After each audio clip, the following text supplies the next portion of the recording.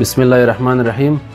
زه ډاکټر الهام یم د سیدال روغتون سرطبیب. لکه څرنګه چې تاسو معلومه ده، سیدال روغتون همیشه دا کوشش کړی دی چې ګرانو هیوادوالو ته په نوي او عصري ټکنالوژۍ سره خدمات ترسره کړي. او تاسې نن نمونه وینئ چې په نړۍ کې چې کوم عصري طبي ټکنالوژي ده په نړۍ کې چې استفاده ورڅخه کیږي، موږ وتوانېدل چې هغه خریداري کړو او خپل ګران هیواد ته وارد کړو.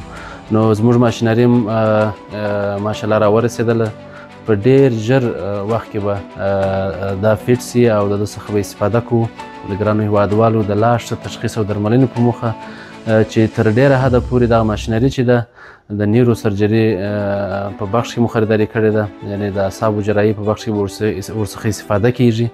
نو ګرانو هیوادوالو ته موږ اطمینان ورکوو چې زموږ همیشه دا کوشش دی چې ستاسې د لا سهولت دپاره، ستاسې د لا ښه تشخیص او درملنې دپاره به موږ کوم شیانو څخه چې په نړۍ کې استفاده کیږي او دلته موږ دغه شیانو ته لاسرسی نه لرو، هغه به خریداري کوو او خپل په روغتون کې به یې نصبوو.